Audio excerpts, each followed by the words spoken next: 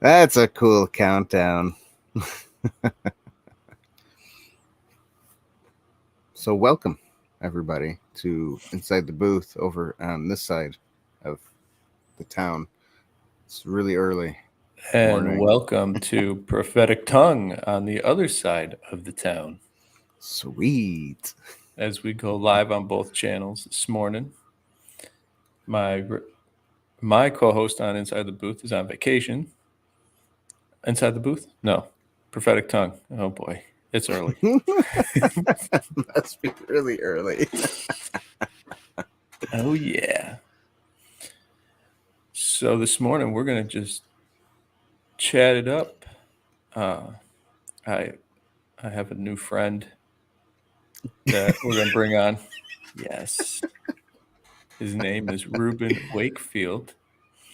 And if you couldn't tell by the title, we're going to be talking about faith in the acting industry. Oh, yeah. You want me to click on it? Oh, yeah. Click on Ruben. Yeah, Welcome, Ruben. How's it going? How's it going? How's it going? Good morning, Ruben. How are you doing? Morning. Good to see you guys. Oh, good to see you. Yeah. Great. Conroy, 4 a.m. Why? Well, welcome, Conroy. Yes, it is quite early for Good you, morning, especially. Conroy. Oh man, thank you Not for 4 a.m. Conroy here. for tuning in. Yeah, he must be over at California side of life. That sounds about right. Oh man. Awesome. Question is, why is he still up? Yeah. Or did he just wake up?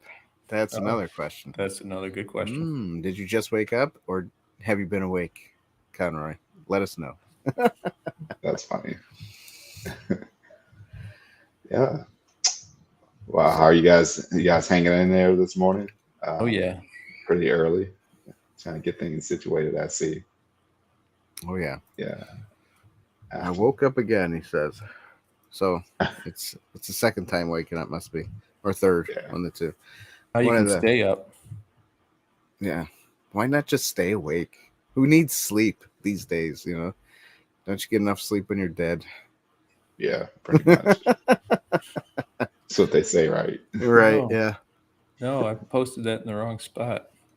Oops. Oh, hey. Private chat. Did a private chat. I meant to do this one.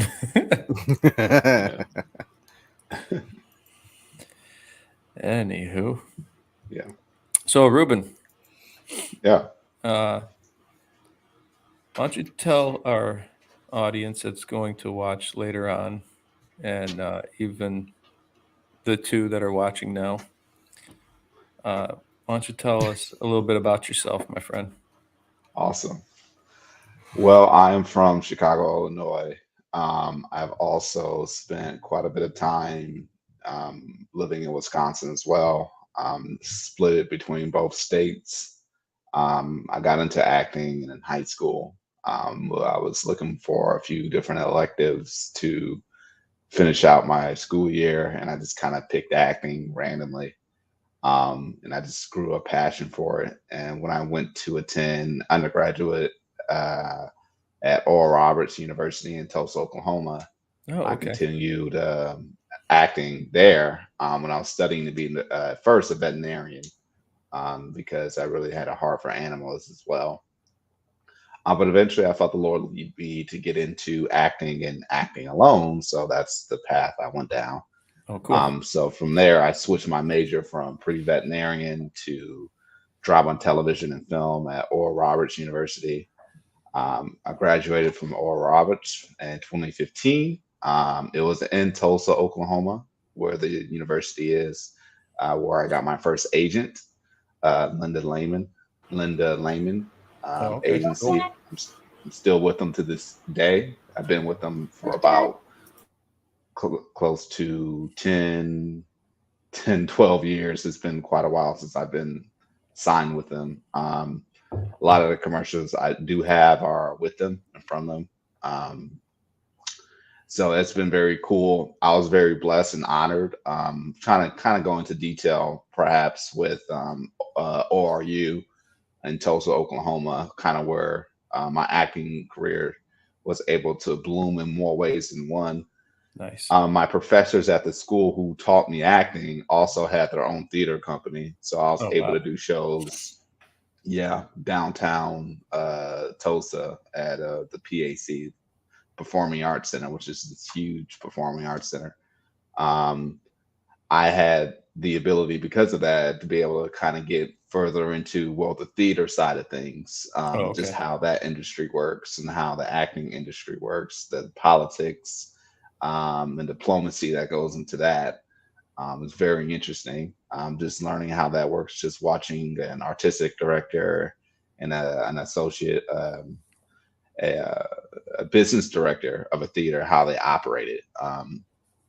And but the things they do right and the things they do wrong. Um, and obviously, even at that age, I learned very quickly the darkness that's in that industry and the things that I had to like be very mindful of, dealing with being in school, being at a private Christian university, and at the same time being in an industry where those things are not accepted, even back in 2013. Yeah. Oh, yeah. So it's being very mindful of. I had to be very mindful of where I was and where I was at. And my teachers in themselves, even though they were professors at a university, they weren't necessarily saved. It was still it was conservative. Like ORU is conservative, if you guys Yeah. know of Oral Roberts University. But Mhm. the theater, the performing arts side that was the most progressive side of like the university. And that's how There it you go. always is typically with the performing arts or the entertainment industry. That's just how they roll. You know, they're mostly Democrats, mostly progressives. That's just, and it's always been a very interesting dichotomy. I don't know if that's the word I want to use. Watching, going to church, even pretty soon I'll get into the Oslo and going to Fellowship of Believers Church, Right. kind of how that's been.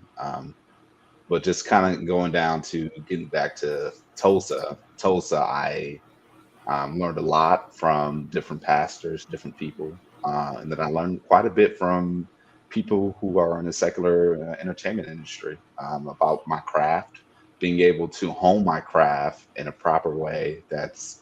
Um, it's studious. The Bible talks about doing everything in excellence Right. and respecting authority.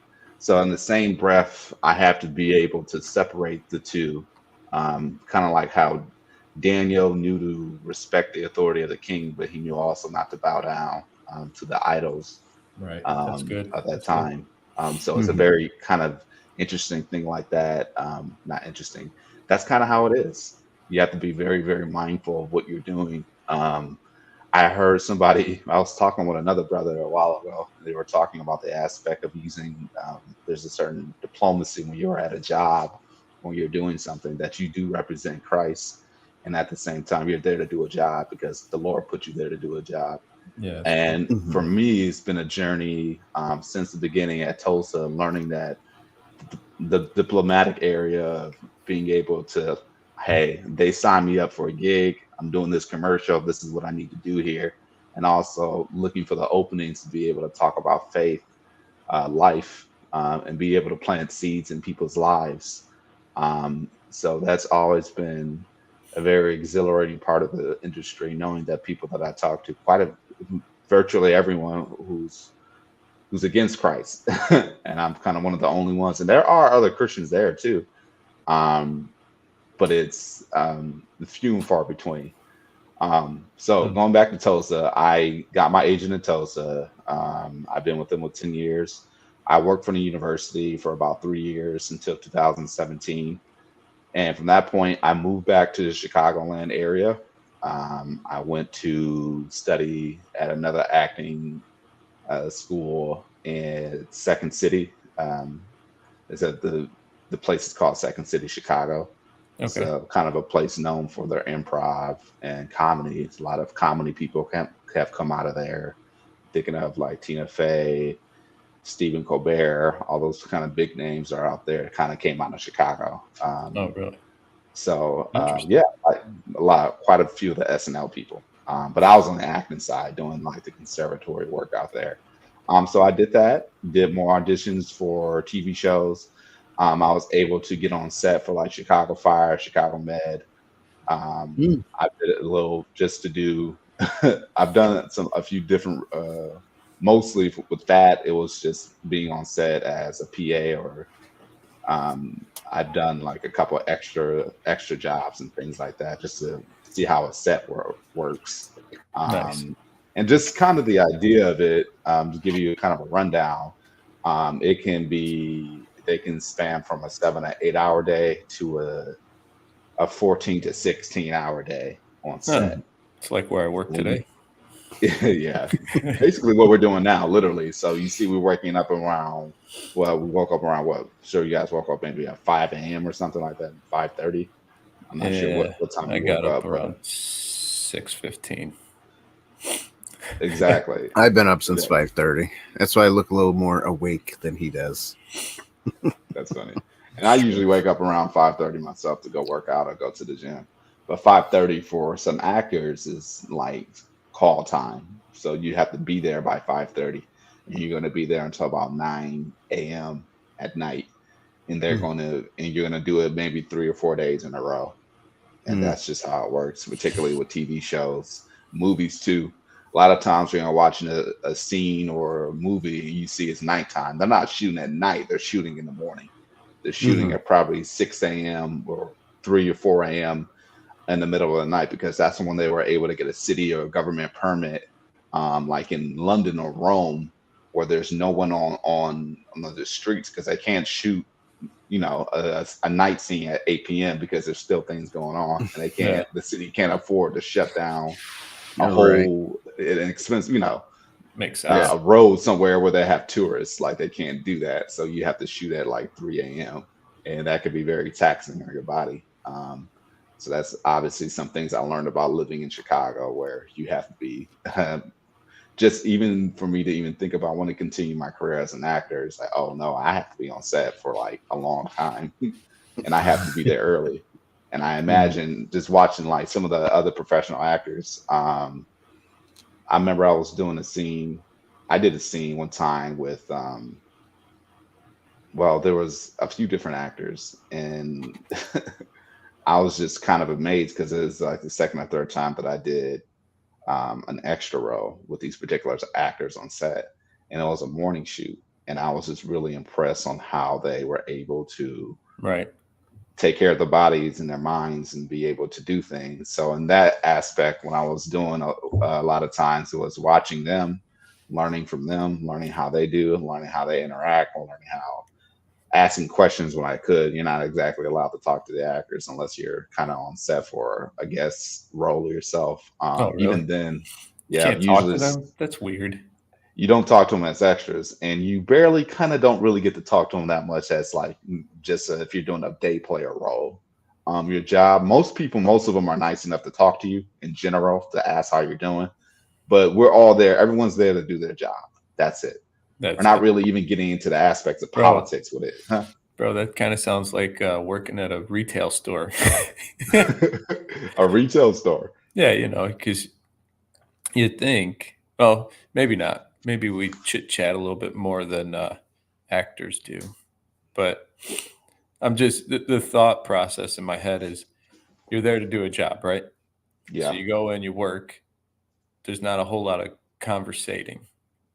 So, in my wrong way of thinking of doing like movies or videos or whatever, I thought it'd be more down to earth. Everybody's chit chatting it up, having fun. Yeah, it's funny. There is aspects of that. I think in certain sets, and it all depends on what you're doing. I was on TV's. I would say this: the movie sets I was on, I felt a little bit more relaxed and more chill. You remember the Rocky series? Yeah, yeah, yeah. You remember the woman that played Adrian? Uh huh. I did a movie with her. I was playing the security guard. It was basically a glorified extra extra role, but I had a lot of screen time, which was interesting. So we Oh, were all pretty much in the same.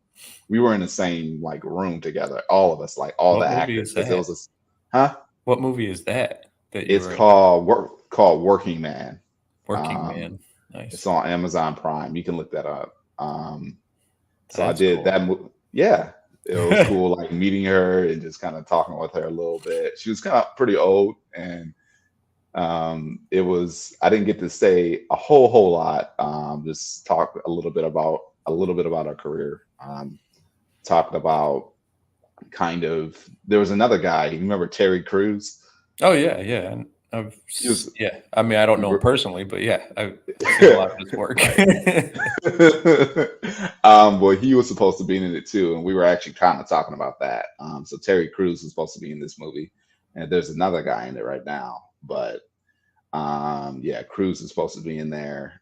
He had some situation with his family, so he couldn't do it. So I just talked to her a little bit about that, a little bit about how actors. If I could recall that conversation, I talked with a lot of people. Um, there's a little bit about just how that aspect works, what it meant for her career. I mean, what certain aspects of her career. To be honest, those. It's funny that I'm talking with you right now because I haven't even honestly thought about that conversation for a long time. Oh, It's crazy, but I believe I remember us talking about the fact that he couldn't do this movie. And we were. It's so funny because in many cases like this one I'm thinking of, you get very personal, you get very close and personal because of the aspect. This is an indie film, and this is low budget, so right. this is not like where she's gonna have her own separate trailer. We're literally our lounge area, kind of like the area where all the actors are relaxing. It's the basement of his house that we're shooting in. That's it. Oh, So she nice. has like maybe a separate room to herself, but for the most part, everyone's just sitting around eating off of craft services, relaxing, having a good time, waiting to shoot our next scene. I remember I was like, they asked us, we got like this fake car to be a police car. They had just made it up, and I was playing like a sheriff's deputy or something like that. Nice. There's a guy that's playing the deputy, the sheriff, and me and this other guy are playing the sheriff deputies that go and arrest the guy. So it's about the movie's about a guy who he works at a factory for like 25, 40 years, something like that, and eventually the factory shuts down. But because the guy is so used to just working every day and he doesn't know what to do with himself now, he goes back to the factory and continues to work, even though he's not supposed to be there. Hmm. So the movie revolves around there, and I believe it was a true story. And I'm not sure the movie was shot in Chicago, but I think it was the story takes place in Indiana. Oh wow, Um, yeah, so it's a that's pretty cool. Working interesting. Man. Working Man. Yeah, it's called Working Man. So I did that.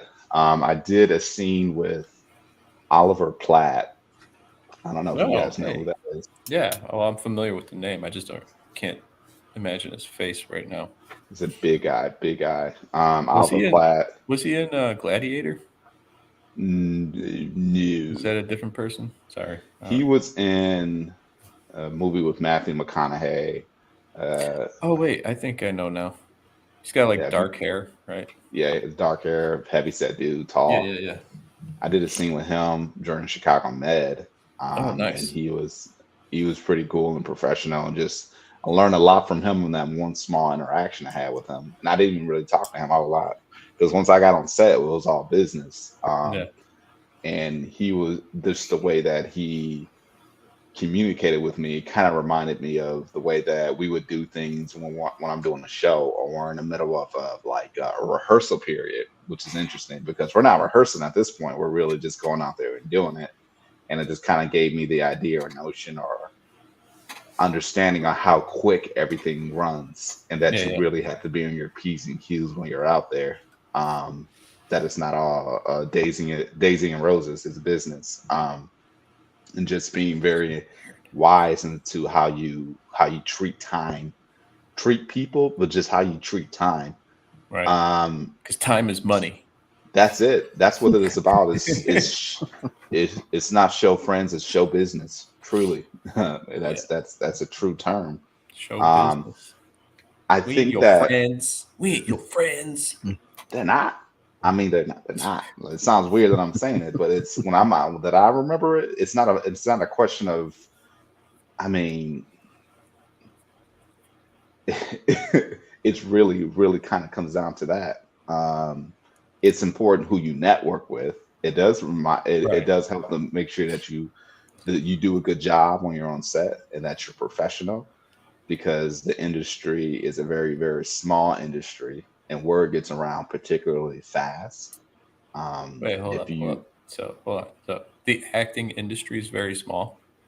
I mean, it's a small world in a sense, yeah, because Oh, there's okay. not a whole lot of people doing it. There's a lot of people who are trying to be actors. That's one thing. Right. Even though it sounds kind of bogus to say, but it's kind of true. Like the people who are working their way, trying to become working actors, and there are people who are just naturally who are just working full time doing this.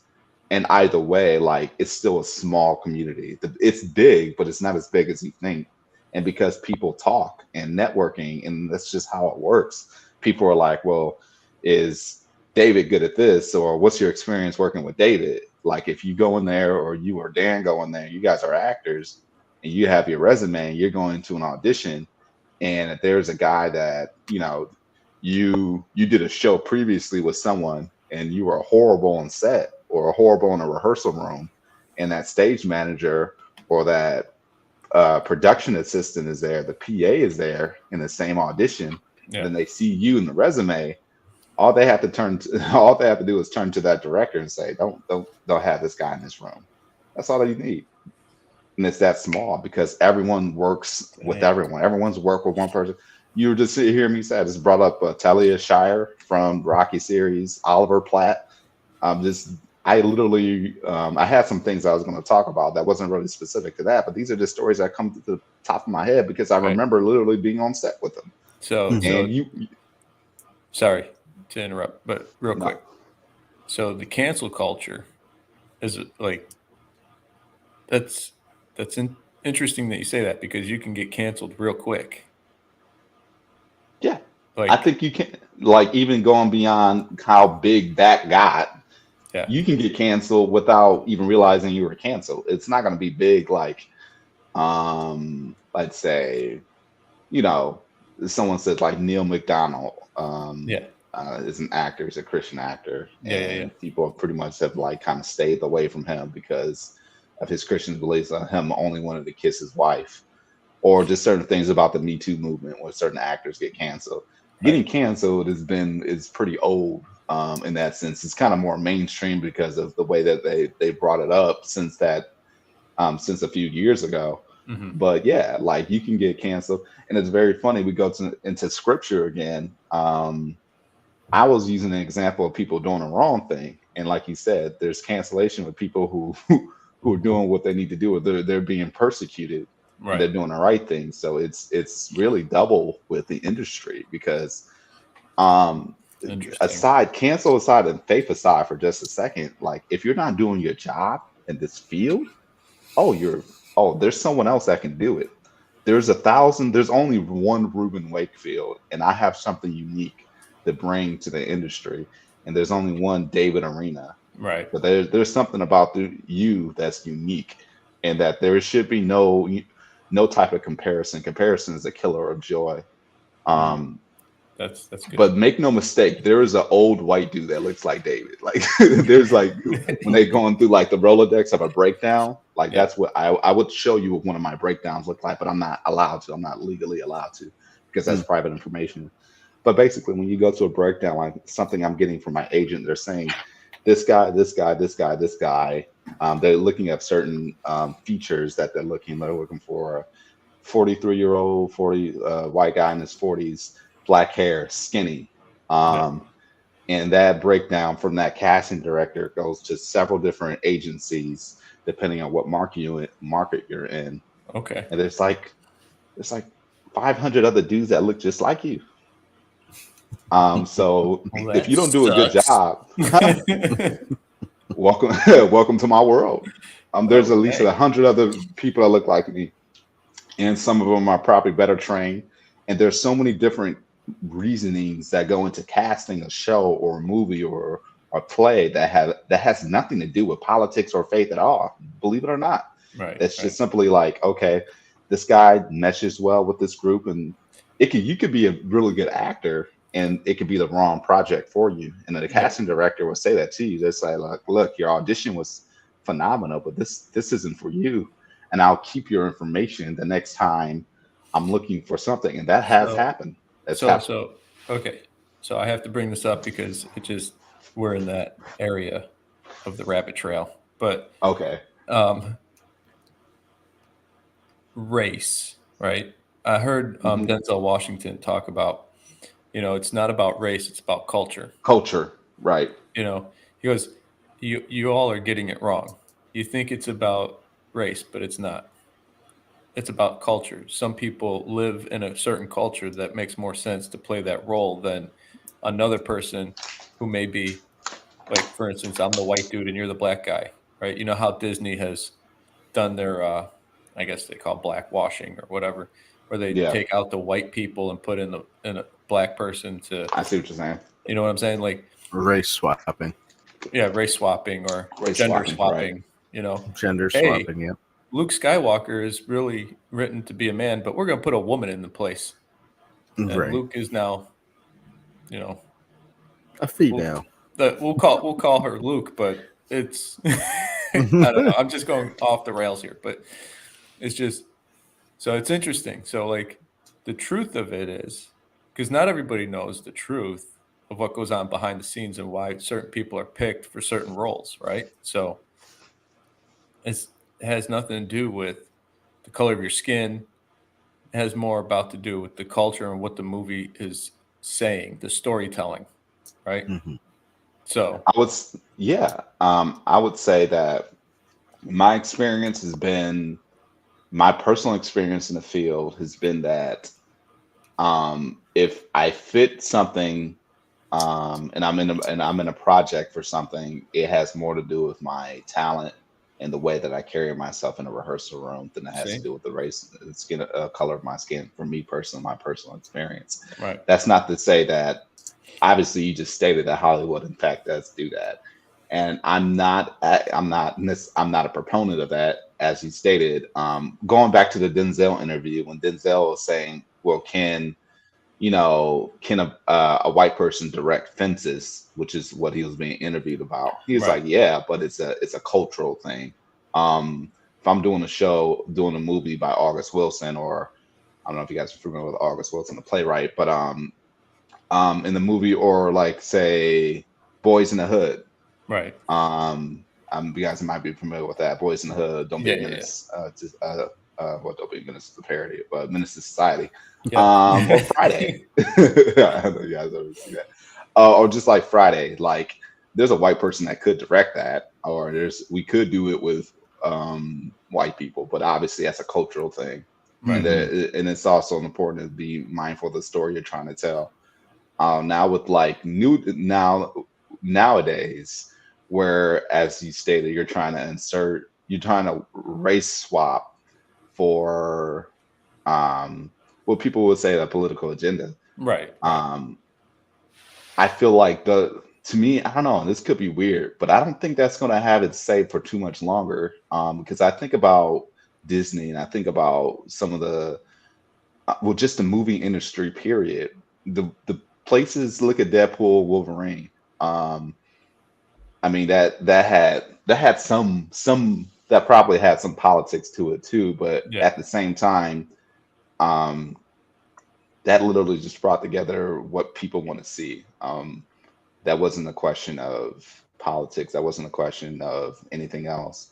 right. And I'm not sure if you guys actually saw that movie or not, but Dan the Law has seen it. I have not. what did you think, Dan? Did you think that? What did you think of it, just in general? What did you think of it? What movie was this? Deadpool and Deadpool and Wolverine. Wolverine. Oh, I liked it. Yeah, it was good. Um, in That's and my it brother. One line. I liked it.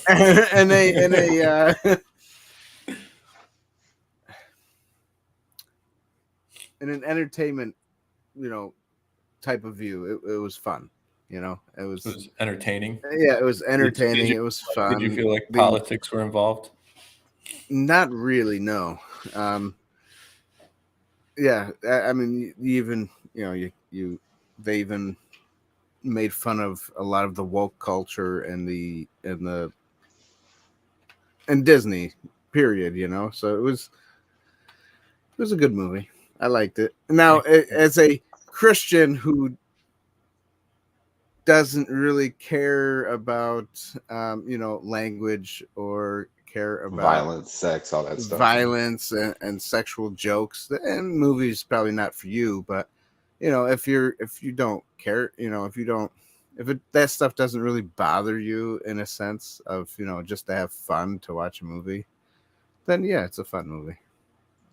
I guess my point is saying that I've seen kind of what Marvel's done recently, and even with Star Wars too. Just kind of how they did. Even though I Oh wasn't yeah. like completely against the Acolyte, but at the same time, I'm like, okay, this is a little ridiculous. That I'm was trying a to look bad past all the show. the stuff I'm watching. What were you saying? As that's a bad show. Yeah, I the wasn't like Acolyte. it was just like I was watching it. I was like, okay, come on, guys, let's not. This is like, why There. is this a thing? Yeah. I was just watching it. I guess my point, I'm not trying to go down too big of a rabbit trail, is that I noticed that, I mean, the majority of the people who are going to help you make billions of dollars on these movies, I mean, you do have to be mindful of your audience. Like you Hmm. do. That's just Yeah, how you it do. works. Yeah. And that's Let's why skip it. Deadpool and Wolverine did so well. It's because they're mindful of their audience and they know what they like. Uh, uh, but recent Marvel movies before, or shows and movies before that, not I want to say after Endgame, and so that stuff in between, they didn't really care about what the audience had to say.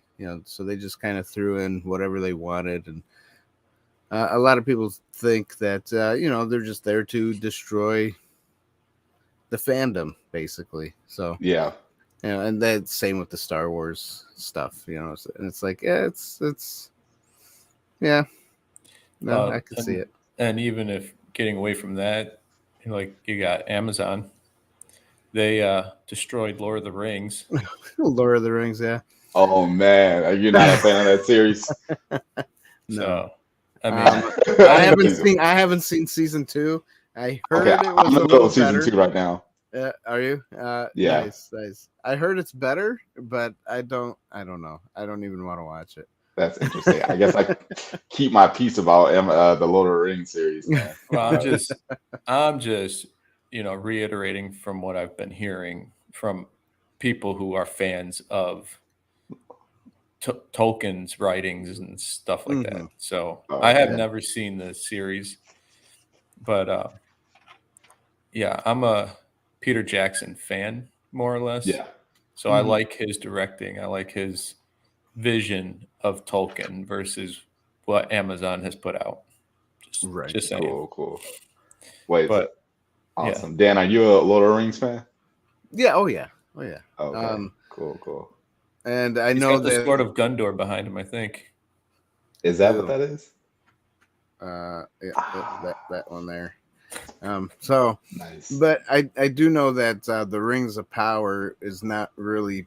It's based on certain aspects of Lord of the Rings, but it's not a Tolkien book, which kind of boggles my mind. Is why there's so much stuff out there, just like Disney. There's so much stuff out there that you could make good stuff with, and they choose to almost rewrite the whole thing. Mm, So it's like strange. interesting. Wait, so is that, I'm trying to remember, like the TV show, that's canon. Is that correct, or is that not correct? The Rings of The Power? Rings of Power. Yeah. I don't think so. I I mean, don't think it's what is canon. considered canon, anyways? Is it the books that Tolkien wrote? Is that canon? I guess I'm talking about more Right. like kind of the film universe of Lord of the Rings, as opposed to No, the books. well, I wouldn't consider it canon. I just, obviously Peter Jackson did the best, and it should have stayed just that. But that's my opinion too. So Got you, understand. We Well, all kind have of going opinions. with what were you saying, David? I said we all have opinions. Yeah, Yes. while Yes. we're on the show, right? That's right. But kind of going into back to what you're talking about knowing your audience. Believe it or not, they still going. Now I'm going to skip ahead to my time in the Oslo, just really quick. Yeah, yeah. While I was in Chicago, I auditioned for a thing called ERTAS.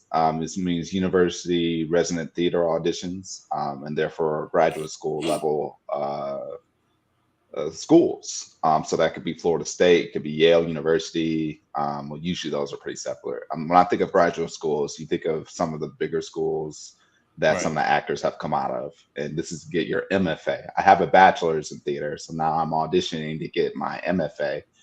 And this is during COVID. So I was in my Chicago apartment, huddled in, just trying to make up like a little studio. I was living in the studio and I had to like separate everything and get ready to do this audition. So I audition, I get a bunch of callbacks to several different schools. Florida State University, Oslo Conservatory for Actors Training was one of them. Eventually, I land down here, and I throughout my career at the school, I went through a lot of different transition periods. There was a changing of the guard as soon as I got here. There's a new artistic director there right now, Peter Rothstein, and that's who was kind of changed over once I started like my second year. And I mean, yeah, he's a cool guy. Again, these are all liberal progressive people. So Right, right. it was a very interesting experience being there. Going and hearing Pastor Nate or Steve or somebody preach on Sundays, and it's funny having professors and other people. They're preaching the exact opposite. It's always the craziest thing to me. That's been my experience kind of growing up though, Right. throughout the whole being in the education and doing acting, like being in the field and being like so much being in the field was all business because they're not really talking about politics that much, at least particularly at my level. That's higher end, Right. higher up there when you're like at Denzel status or something like that. But if I'm just a day player or something like, I'm just there to do a job and go. Yeah, yeah. They don't care who I pray to. They don't care. And it's my job to be a salt and light to them. Yeah, yeah. But they're just really about business. And Mhm. theater is the same way. At the Oslo, we've had several conversations about politics and race and how they go about choosing the season. So, like in the second year at the conservatory, they choose a season with the actors that are chosen. Mm. The actors that in the class. So, out of 1,000 people that audition for this program, like 10 or 12 of us get in. I was one of them. Um, they select the plays that are based off of your class. We did do an African American play in my second year there. It was called Stick Fly. Actually, the current interim director of the program was my director for the show. His name is Nice. Marcus Johnson. So he's right there doing a small stint as the director of the program while the other director is on sabbatical. Um, but the current artistic director for the Oslo, which is the theater, so there's the conservatory, which is Florida State University, and then there's the Oslo, which is a professional Lord D theater. It's the largest professional theater in the state of Florida. Mm. So for that reason, we've had a good relationship. The Florida State University has maintained a good relationship with the Oslo. Nice. That building you see by the Ringling is owned by Florida State University, and for the Oslo to continue to use the building, they have to help pay for the students that attend that university to get their masters in theater. And a part of Nice. that is we're allowed to be a part of their shows. So in our third year, um, the director of the Oslo, he has to come up with a plan to put all the students from the third year class, the graduating class, into the regular rotation of the season for the Oslo, the professional theater, where we work with Broadway actors, which is a lot of great connections I built literally from the past year. Have come from Nice. just talking with Broadway level actors. Um, and now one thing, as I'm going further into a rabbit trail, we talked about race and politics. Peter, the guy that runs the program, runs the theater, he talks a lot about, hey, I would love to cast more. He's saying again, and here's diplomacy. He's like, I'm looking in a way to cast more black people and women, but I also have to be aware that I'm running a program that for the past 50 years, most of Sarasota and Bradenton and Naples have a certain demographic. Like they don't have, it's not all black people. So I can't Right. always do black plays. I Right. have to do plays that's going to ultimately bring in money. So we Yeah. see like cheesy old school musicals in the beginning of a fall. It's because that brings in money.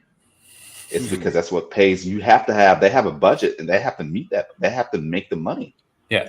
I Yeah. mean, a lot of the money that we have a lot of donors at that school. That's how I go to school there, but it's a business. Yeah. It's the same thing. So some of what you're hearing about, oh, they're always trying to race bait or always trying to play politics. My experience is particularly now, as things are kind of going moving along, Right. is becoming less political because it's been more about the money. You Yeah. can't do a money. You can't do.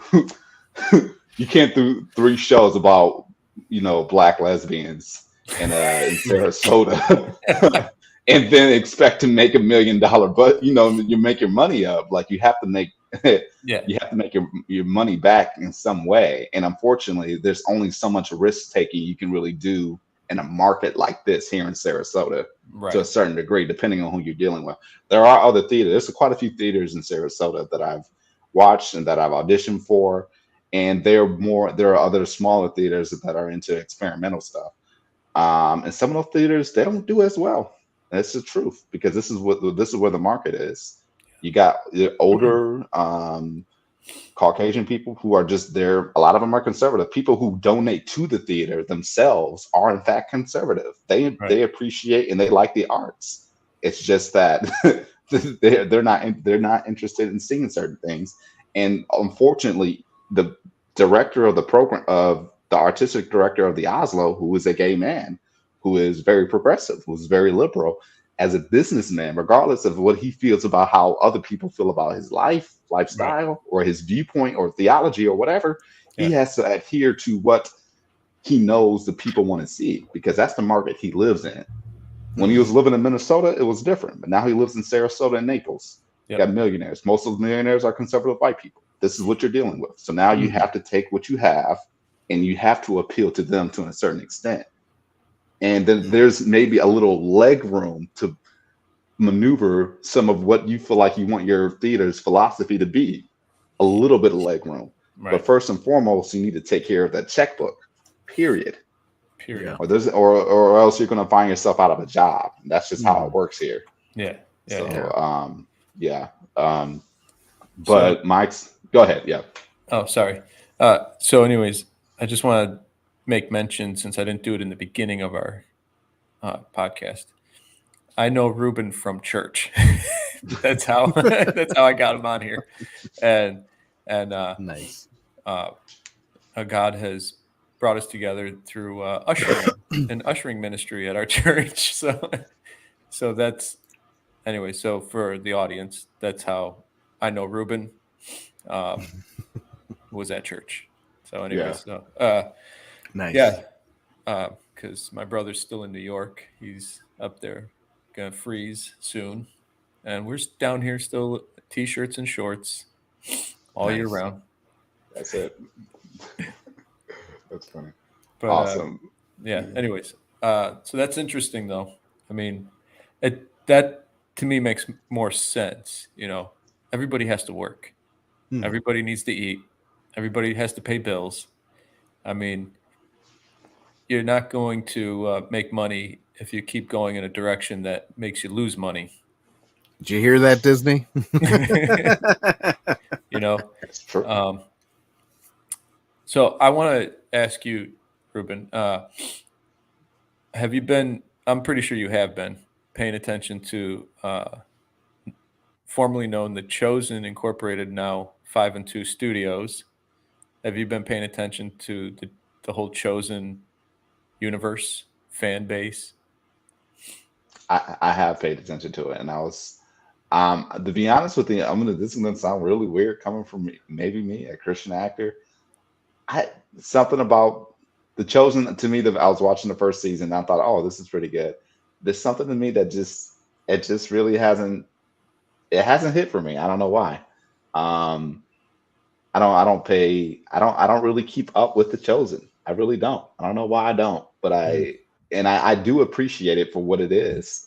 It is good acting. It is a good production quality because it's something as Christian artists that we talk about all the time. The quality of what we're trying to put out there. Right. Um, and I definitely Chosen is definitely up there. Mhm. Um, Chosen is good. That's good work as an actor, as a guy who's watched, like I said, I've been on set with people, other actors, and just people who have worked in the industry for a while. So I know good and bad shows when I see it, good and bad movies, good and bad actors. I know what I'm talking about. Right. Mhm. Chosen is good.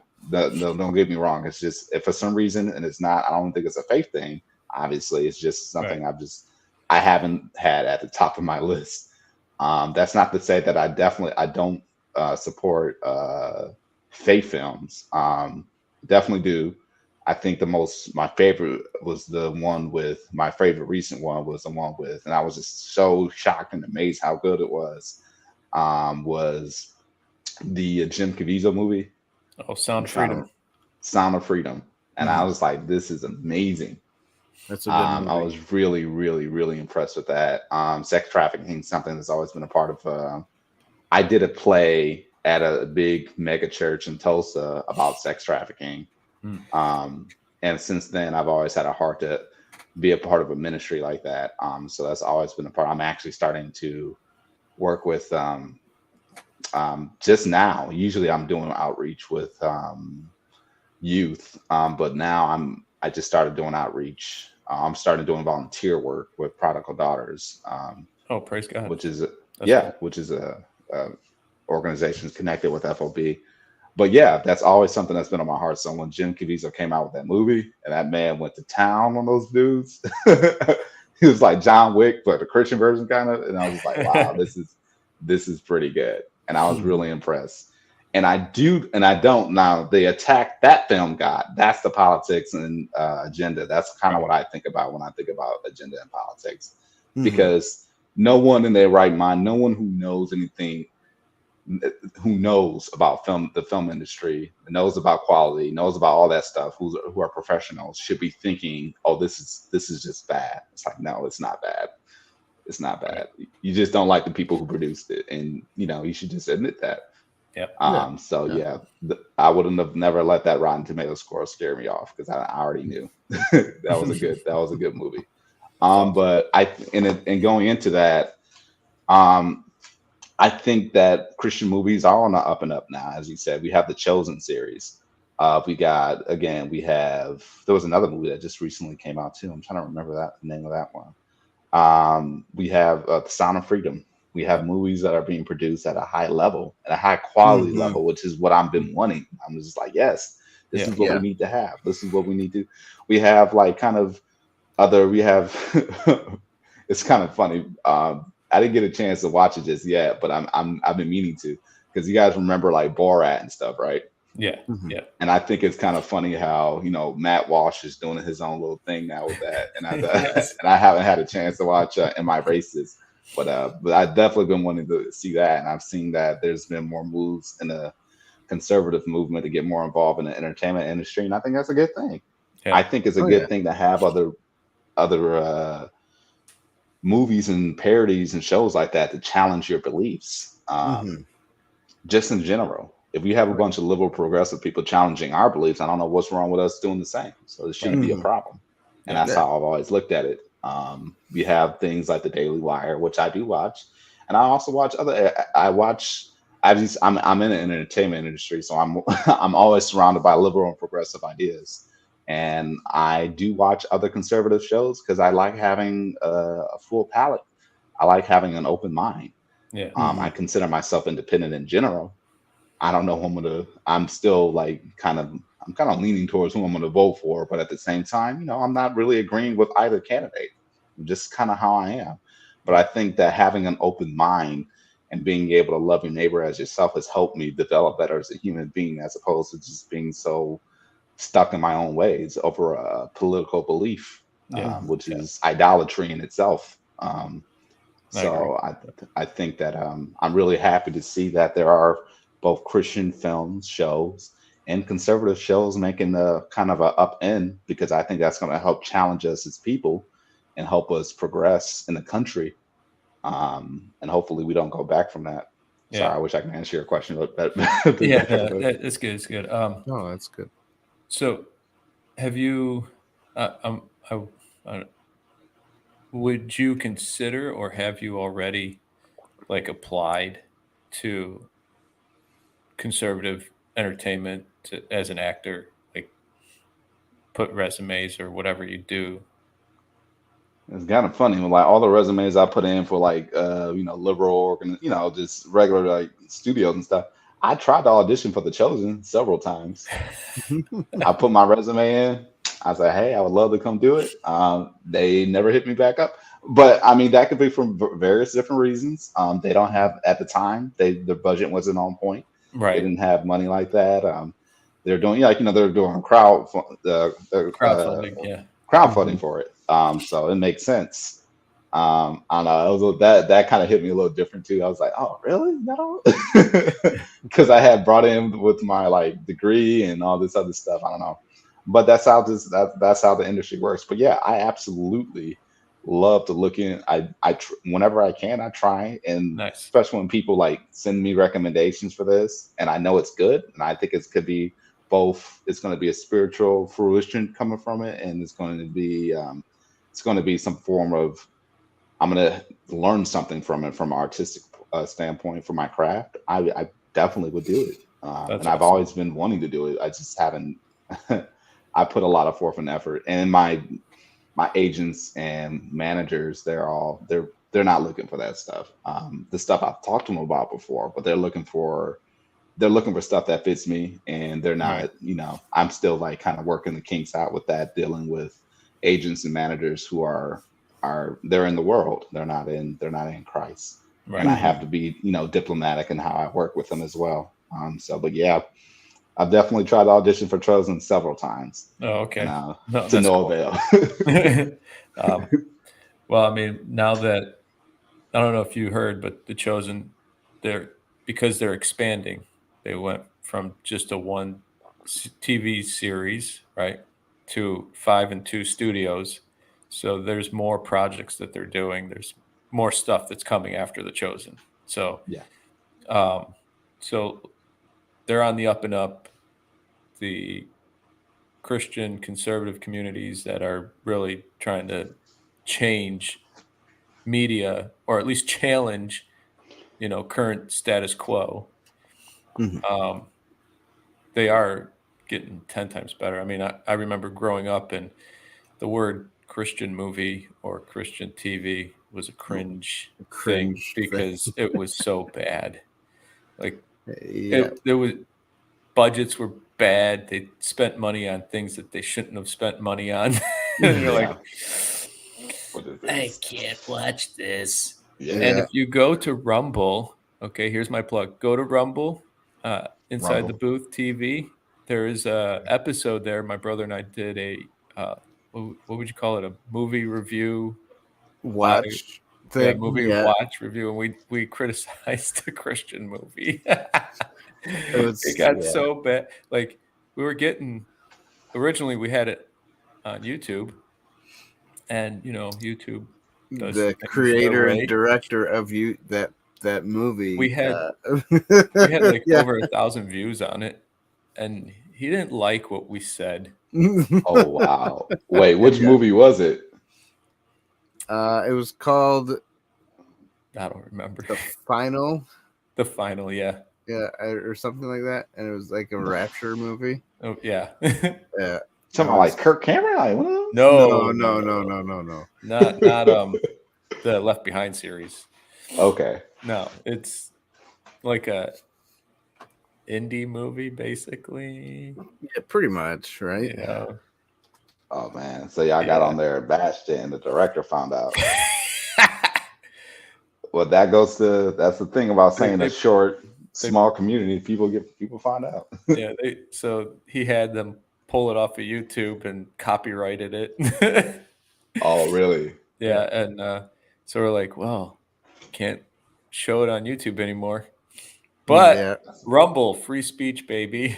yeah, yeah, exactly. Yeah, it's called Final the Rapture. Um, yeah, you can find it. It was made in 2013. Okay. It's Yeah. it's called a thriller drama. I don't know if it was much of a thriller though. Oh man. It Oh Yeah, no. but Oh, was even more of like a comedy. even like 2013, the Christians were just starting to like figure Get it out out, of you get know, out of that. cringe. Where everybody made their own So movie like because that's what they wanted to make. yeah, so like Mel Gibson, all right, he's a good example of like the beginning of the cancel culture too. yeah. Hmm. He creates The Passion of the Christ in 2004. Can Good you movie, believe it? by the It's way. 20 years ago. 20 I years know. ago. Ay, He's ay, supposed to ay. make a sequel too. Yeah. Yeah, Um, keep hearing about it, but yeah. we'll Right. see. I don't know if that's gonna happen. We'll see. The resurrection. Anyways, That's right. um, I mean, he had to do it all by himself. He put all his money into it, you know, because no one in Hollywood wanted to produce it or, you know, Hmm. help him with it. And I remember when it came out in theaters, it blasted the box office because Hmm. it's Christians want good quality film. We want to see something that has, you know, faith in it, but it's not cringe, you know? Hmm. Yeah. And I mean, he blew out the box office with that movie. Like all that money that he put into it, he got twice as much back on it. It just goes to show that the community of believers will support somebody who does a good job with the faith. Absolutely. We Yeah. Yeah. we go out, you know, we'll go out and spend the money to support someone who has values and and love for Jesus and just it's there. You know, that's why I don't understand some of the thinking of the liberal arts. I don't know if that makes sense, but like that the other side. Like I'm going to put in all this other stuff because we don't see it in our movies anymore. So we want to push an agenda. We want to get an agenda out there through Mm. through media, but nobody goes to see it. Like they get such a pushback on it that shows are canceled. I mean, like Acolyte, Disney was like, "Well, it failed, so we're not doing a season 2." You know, Yeah. it's just to me it doesn't make sense because if you're about to make money and you need to feed your family, why are you pushing something that's not making money? I just Yeah. that's my mindset. Like, so It really does suck mostly for, I mean, more so the little guys. Those executives are those kind of pencil pushers. They yeah. got their money Oh yeah. one way or Hmm. another. Like Oh they're yeah. set for life. Oh yeah. Um, it's more so I think of when the situation you're bringing up, David. I'm thinking more so of the fact that um, the actors, the assistants, when something gets canceled, that means certain people are out of work. I'm talking about the grips, the Yeah. the lighting people, people who will like work on that set for a while. They have to find another job at that point. So it's Right. kind of interesting that you bring that up because I'm thinking about the fact that there are people who are not going to be able to eat because they literally that's how they make their living. Yeah. The executives in those positions, they ain't got to worry about all that, but the craft services people, they're the ones got to find another job, which is a terrible part about it. And like you said, like if you know something isn't going to work and it's going to lose you money, why keep doing it? and we're starting to see more of the effect of that now. And in my opinion, and I could be wrong about this, I think they're going to start getting away from it. I think they realize that ultimately money is the root of all evil, and they love money. So Yeah. that's gonna take precedent over the fact of over any superficial agenda that they want to push. They're gonna realize, hey, look, we're not getting any money, and I care more about money and myself than I care about pushing something I don't really believe in that much in the first place, and I just want to look like I'm doing something, but I'm really not. Right. Right. I care more about that money than putting up this facade of equal of whatever. Yeah. In my opinion, they're going to be getting away from that fairly soon. I think the cancellation of the acolyte and a few other different things that have happened in the industry recently, they're going to see that. You're going to see a Mm-hmm. trend of people like you're going to see more something more leaning towards more Deadpool and Wolverine, like in a way that gives kind of the director, the people who are just trying to tell a story. We're going to see more of that. Instead of studio interference, Right. Because things like that. you think of, in my opinion, the 90s and the 80s to, yeah, we'll go from 80s to 90s to 2000s. I feel like that was like the golden era of the Hollywood industry, like storytelling. Like you get all the really good movies, like the Steven Spielberg directors, and uh, a whole bunch of writing that was really well done, stories that people liked. You know what I'm saying? Like, who doesn't like Indiana Jones? Come on.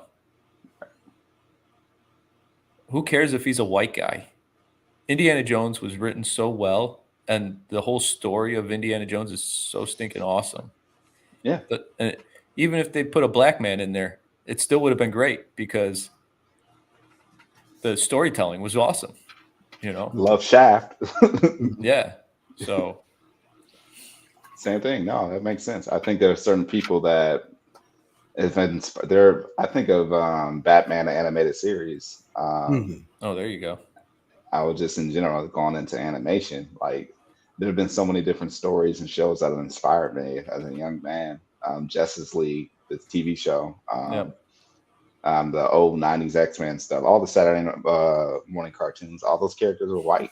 I didn't think of it. I just thought about being a hero, Yeah. Yeah. thinking about the Yeah. very positive aspects that come from that. I never thought about.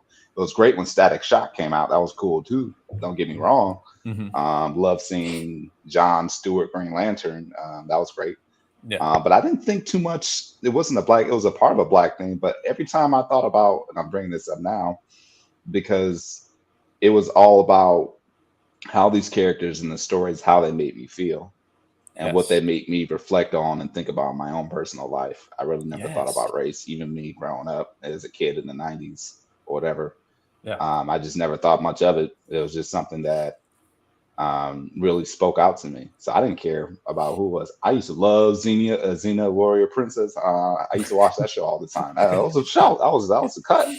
Yeah. Heck, I mean, I remember with the early anime days, you used to watch Sailor Moon. That was a cut too. That was like the show for Yeah. me anyway. Yeah. Yeah. Mm-hmm. There were women there too. Like I didn't care. It was Yep. just if it spoke to me, it spoke to me. That's just how it was for me personally, me and my siblings. But yeah, I agree with you. I think that was a golden age of storytelling because it wasn't politically driven. It was just people trying to tell good stories, and I think that's what's that, and that's what's important, and that's what I want to do. That's what I want to be a part of. I want to just tell good stories, Yeah. passionate stories. Some of them I definitely want that to be directed towards faith-filled things of specifics, but other stories that I've been conjuring up, I do a little writing on my own. I want to talk about a little bit of my own personal backstory. I've Mm-hmm. grown up in some rough neighborhoods. I want to talk about that, and I think that's what it comes down to. I think your passion for your craft it will show in your work, and Yep. you can tell right away when we see something when something is like, oh, this person was passionate about telling this story. Um, as opposed to this person is just trying to because they're called Oscar bait for a reason. we know that people are just doing this to try and snag up the last second, a couple award seasons. I don't know if you guys have seen this TV show on Hulu called Shogun. Have y'all seen that? No, Mm-mm. I don't Okay. have Hulu, so Okay. That's a classic. That's an example of a person who put passion in their work. This is a show about feudal Japan, and I'm a big cool. fan of Japan. I love Ghost of Tsushima, the video game. I was kind of into that. But that's just a prime example, and then there are other examples. I can, the list goes on, but I think, like you said, there are, if nowadays there's so much trash on TV that as a Christian you got to be very mindful of your eye gate and what you're Yes. watching. Yep. um but and that's important too, but there's a few hidden gems around that, if you're able to find them, you're able to find. I know people, you get into your adult years, you got kids, you got family members. The best you can do is have a podcast at 6:50 in the morning to talk about some of this stuff. Yes, So Right. you sir. Exactly. so you gotta have a time consumption. But there are definitely things out there. And being in this for as long as I have, I've been able to tell the difference between something like, oh, this is gonna last a while, and it's like, this is gonna get canceled after the first season. Yeah, yeah. Hmm. Like Yeah. going back to The Chosen, Dallas is passionate about it. Yeah, Mm. That's why it's so good, because he's passionate about it. He's in it, neck yeah, deep. He's like all the way in. So that's what makes that series so good. Uh, absolutely. but yeah, man, it's pretty cool. Yeah, So because we are also on my channel as well, I want to bring up Colossians 3, because you had mentioned something from the Bible about uh, working unto the Lord, right? hmm, So Colossians 3, chapter 3, verse 22 says, Slaves, in all things obey those who are your masters on earth, not with external service as those who merely please men, but with sincerity of heart, fearing the Lord. Whatever you do, do your work heartily as for the Lord rather than for men, knowing that from the Lord you will receive the reward of the inheritance. It is the Lord Christ whom you serve. For he who does wrong will receive the consequences of the wrong which he has done, and that without partiality. So, just getting back to whatever job we do, whatever work we're in, yeah, we as believers in Christ, we are to do it unto Jesus. Our work needs to be unto the Lord. And I'm not going to sit here and say, yeah, I'm perfect at it. Nobody is. But we Mhm. got to have that in our mind at all time, that we're here to serve. We're here to serve Jesus first and foremost, and then serve others around us, right? So just wanted yeah. to bring that back around, because I thought it was a good verse that you brought up. I'm like, well, we need to read it. Mhm. So, That's absolutely. Thank you for bringing that back up. Yeah, that's good. Trying to think. I'm kind of a little mad at myself because I've been so busy with auditioning and working. I work for a security alarm company. We install cameras and do security systems. It's a Alert 360. I work as a technician, so ever since I graduated, I haven't had much time to get to the movies. But I'm looking forward to getting back there. I meant to see that new Planet of the Apes. Didn't get to see that. that's good. I don't know if it was it good. Yeah, it was good. I saw it. Oh man, I'm really I looking didn't forward. like it that much. You didn't like it? It was okay, but it was just a weird Really?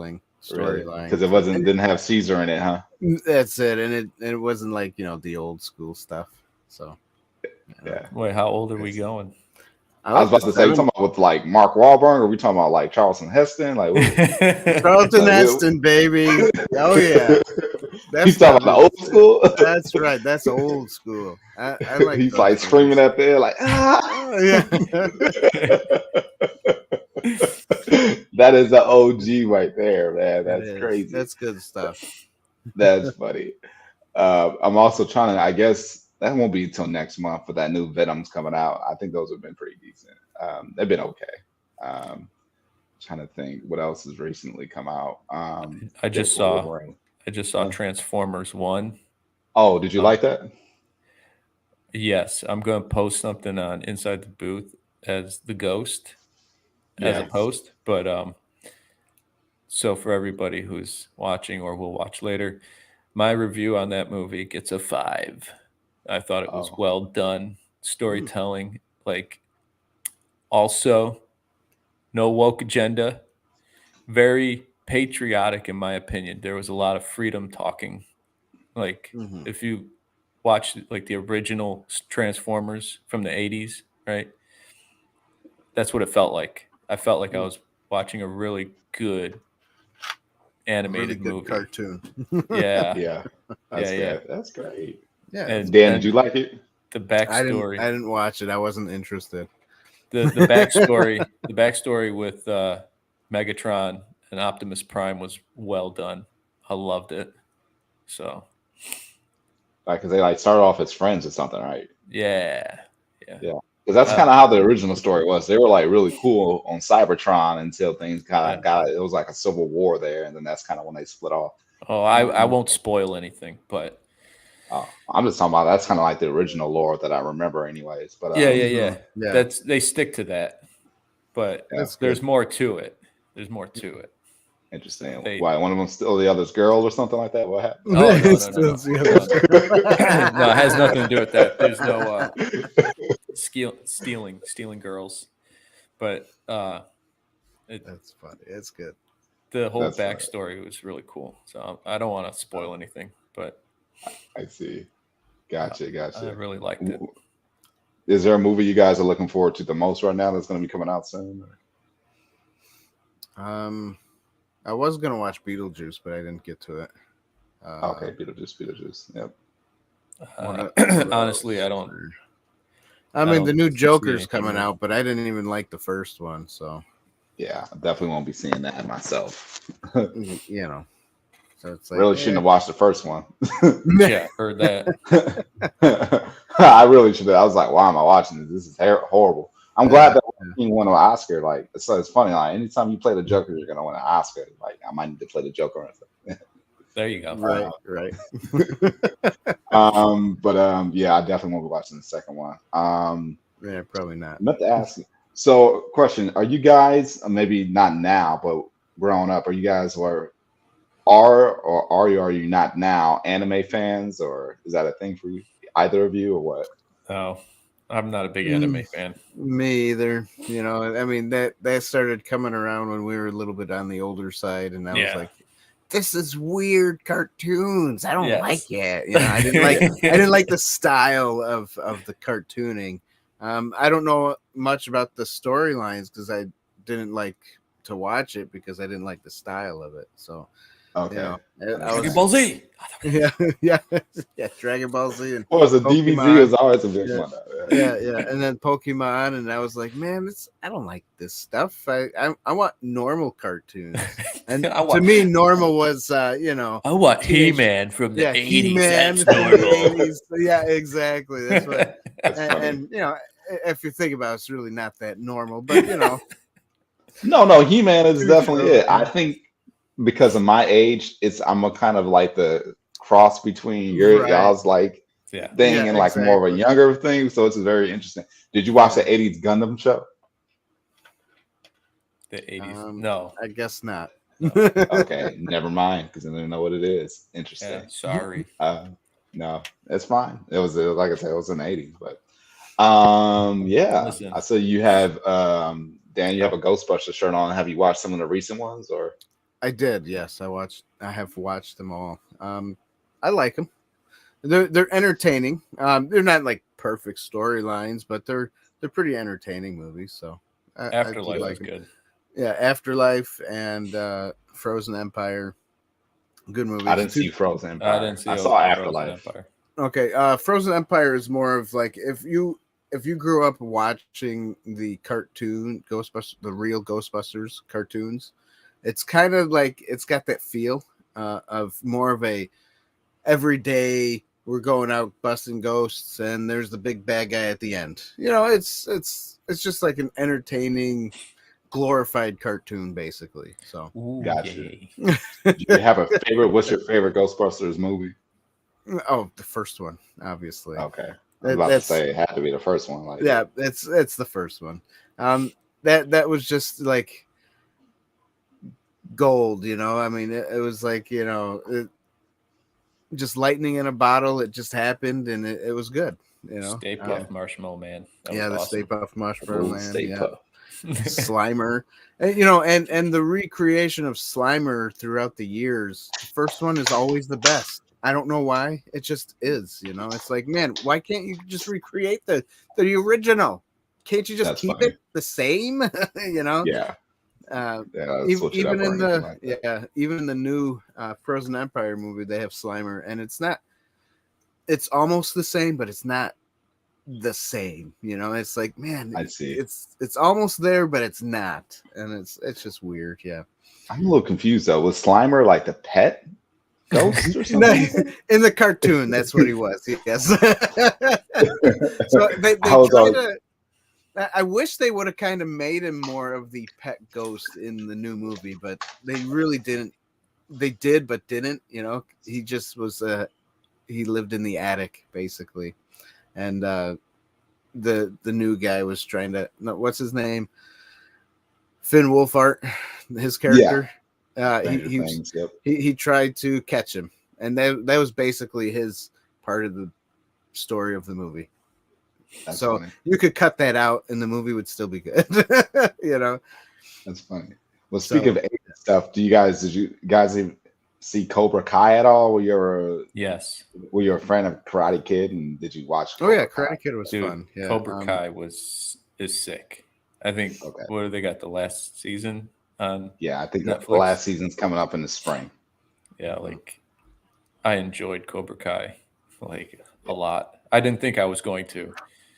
Me either. My wife Honestly, was like, "Hey, we should watch Cobra Kai," because she liked Karate Kid, and I thought Karate Kid was all right. I wasn't like a big fan Yeah, of it Karate wasn't. Kid, like Daniel-san. Yeah. Sean, Crane kick. Ooh, that won the fight. I I thought the one with Jackie Chan was a little Wax weird. off. Oh, what's that? I thought the one with Jackie Chan was a little weird, a little bit, but That's the not even new Oh, one, karate. That's that's not not even karate. Karate That's Kid. kung fu. They should have named him the Kung Fu Kid. The Kung Fu Kid. There you go. What the That heck, would have man? been. Yeah. he said Kung Fu Kid. That's what it should have been called. It had nothing to do with karate.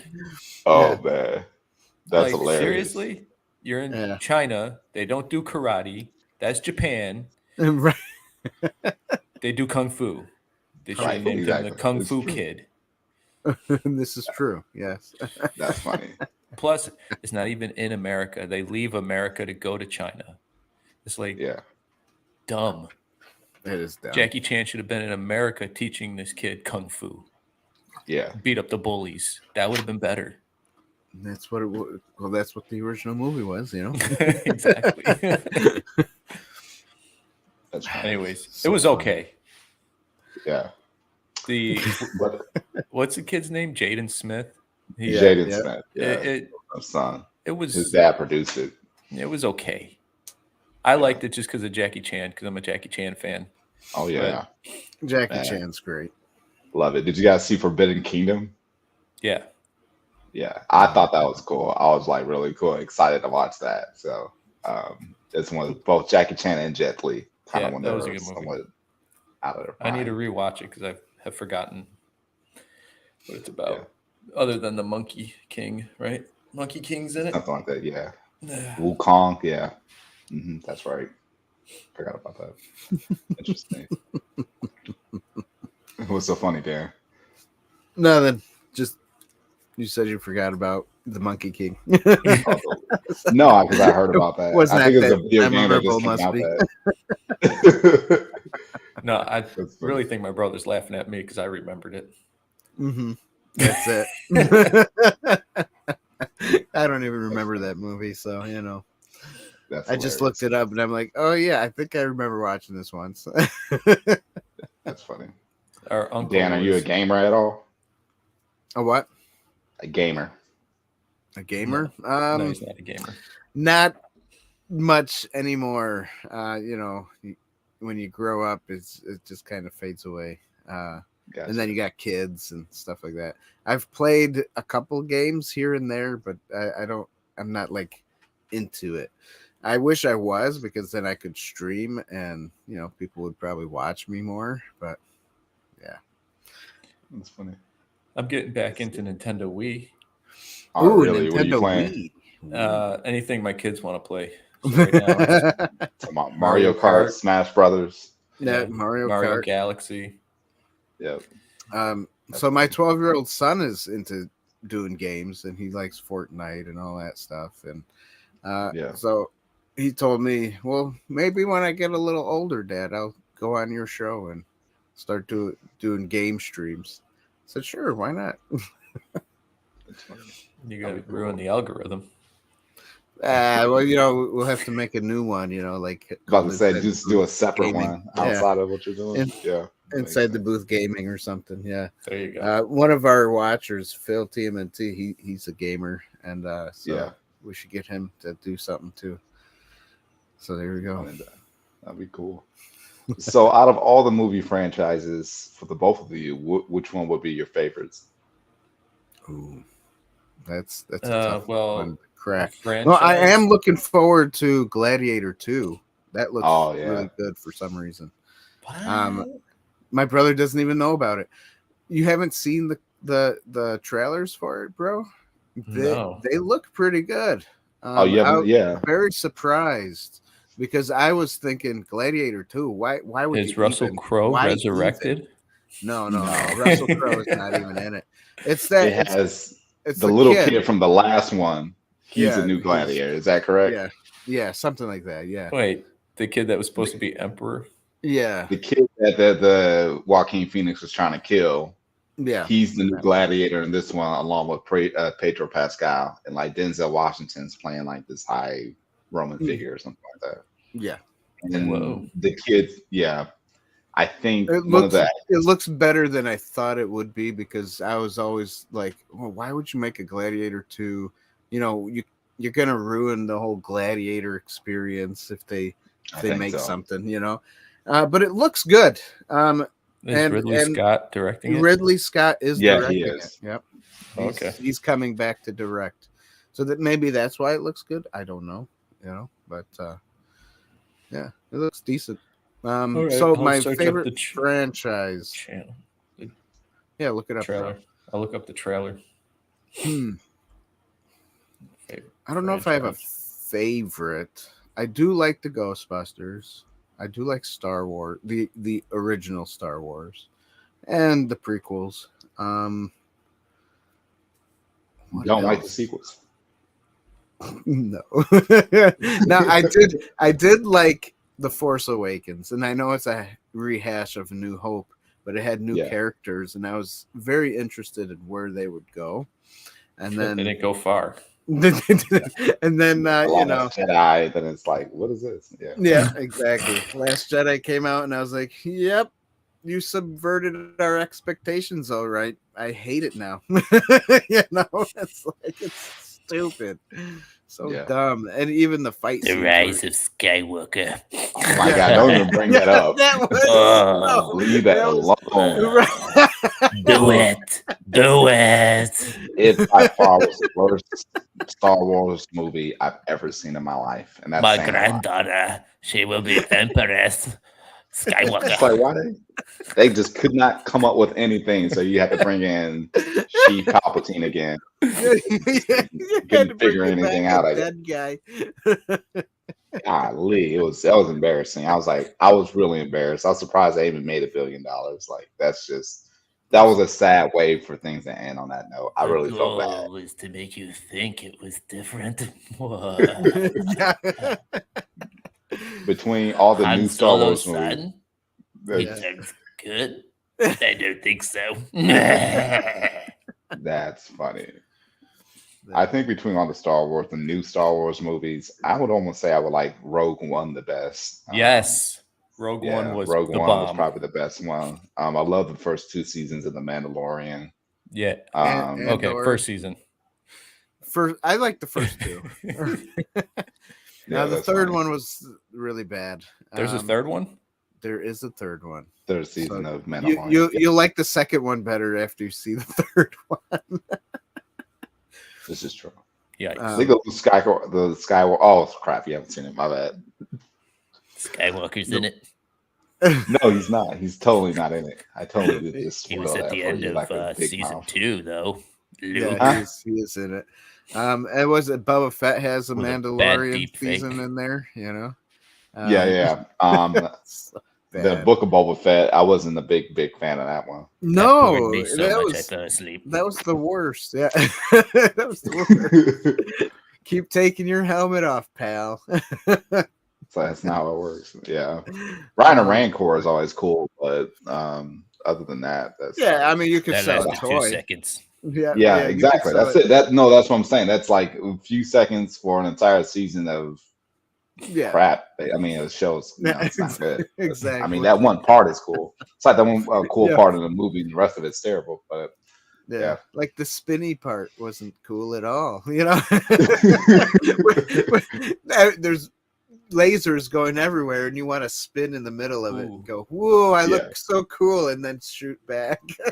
That's funny. Yeah, That was so bad. exactly. Okay. So my favorite franchise. You ready? Yeah. Ready? It's the Mel Gibson franchise. The Mel Gibson. There you go. Just Whatever Mel anything with Mel Gibson's Gibson in it. is the best. Are you just a huge Mel Gibson fan? I thought you was gonna say That was Lethal Weapon. I thought that's what I thought you were gonna say. oh, there you Lethal go. Weapon is Lethal good, Weapon's but good. not my favorite. So Yeah. growing up for me, what made me want to be a part of media, basically, Mhm. is watching Mel Gibson. He's my action hero. He's my hero. Yeah. Braveheart, I think, is the one that did it for me. Sorry. Yeah, Braveheart did it for me. So yeah. Yeah. Patriot. Yep. That was always good. Patriot. Oh yeah, not the one with Steven Seagal.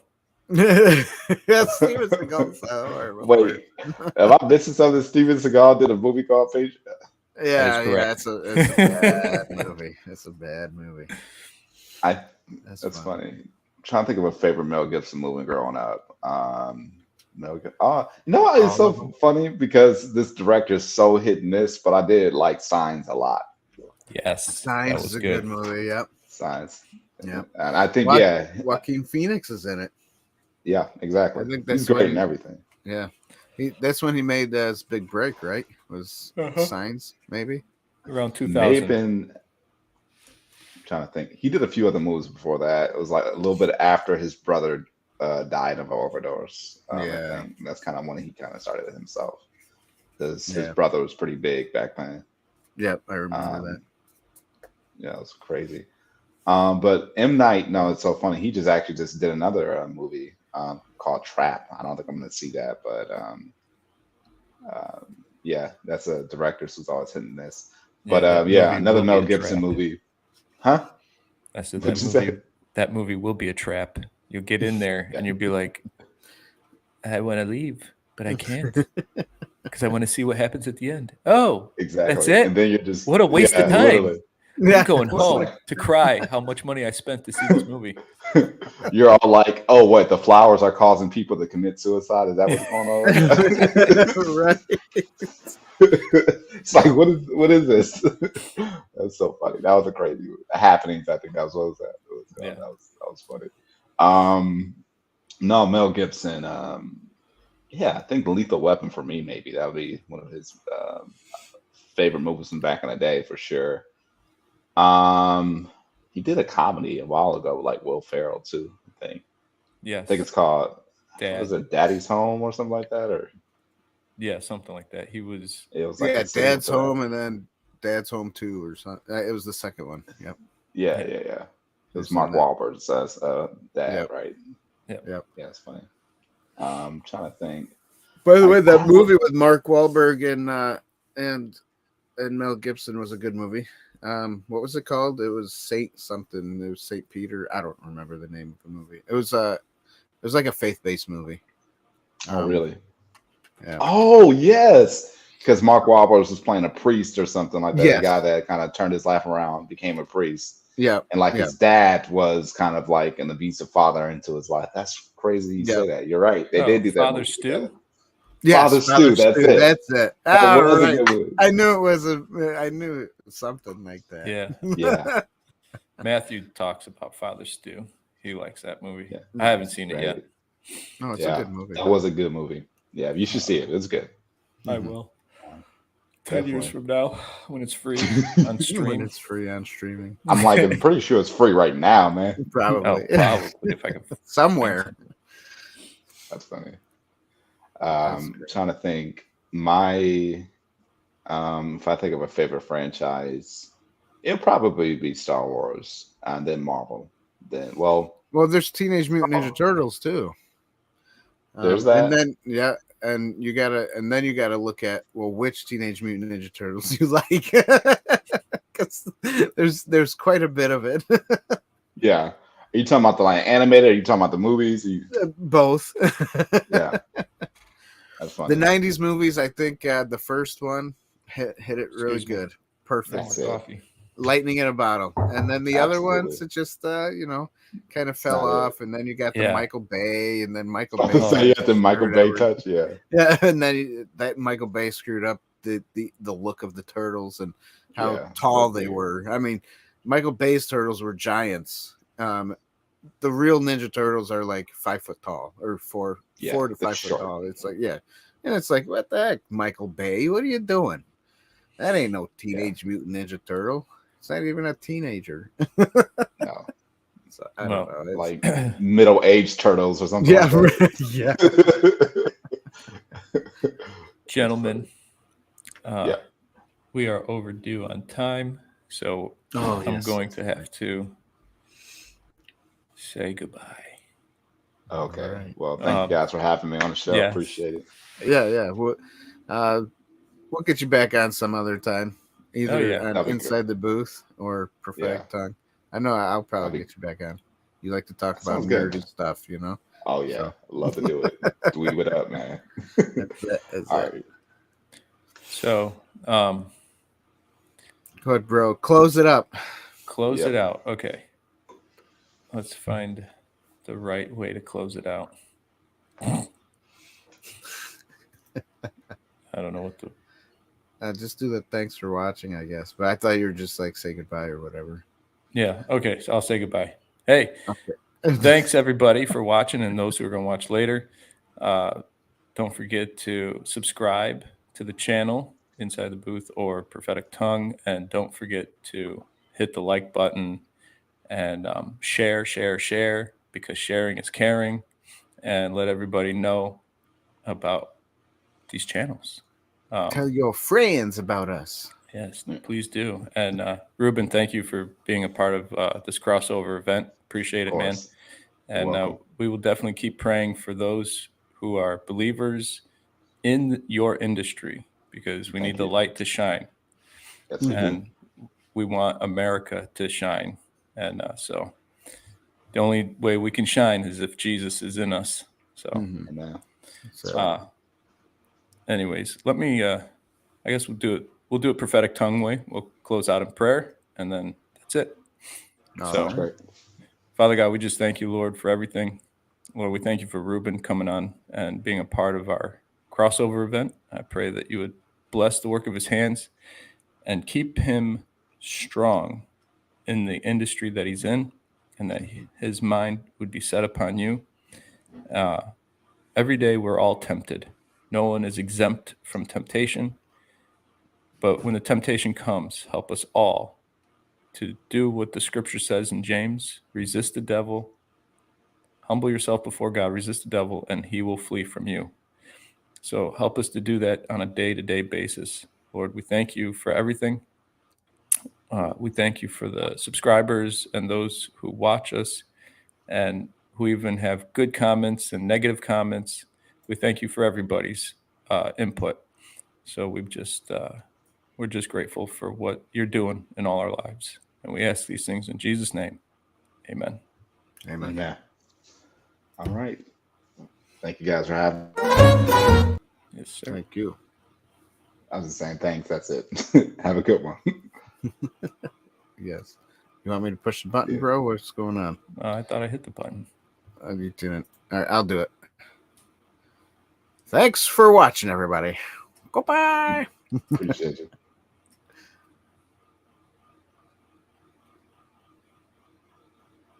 Oh, cool. That's it.